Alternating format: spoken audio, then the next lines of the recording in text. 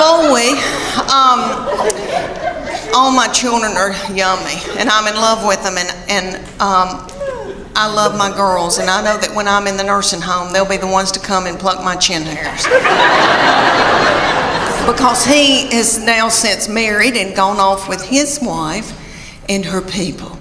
And that's what boys do. They cling to their wife. That's biblical.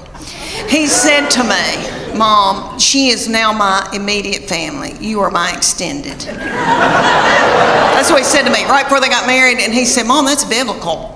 I'm supposed to cling to my wife. And I thought, why did I show him the Bible? Well, he has always been spiritually mature. We call him our little Billy Graham. My husband and I, we didn't do it. God did it. I'm full of sin. Okay.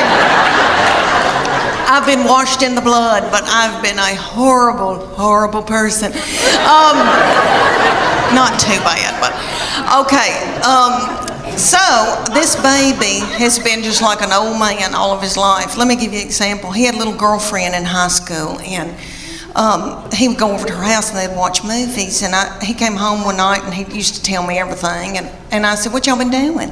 He said, well, we've been watching television and kissing on the couch. And I said, okay, baby, okay. That's all right, that's normal.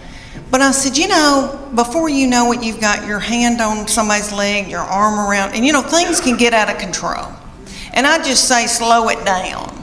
He looked at me like I was crazy. And he said, Mom, I've prayed about this. Nothing like that's gonna happen. And I know he meant that. And all I could think of to myself was some of the nastiest things I ever did.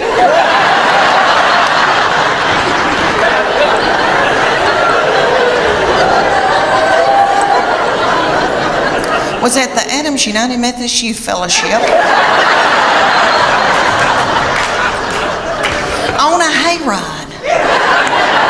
I don't know what it was about hay that set me on fire.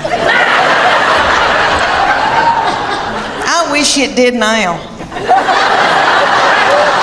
because I could get a new purse out of that. Okay, y'all, have you ever heard of lock-in?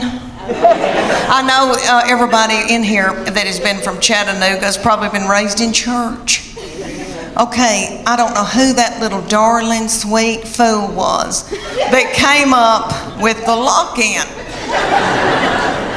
Probably a little woman in a committee meeting.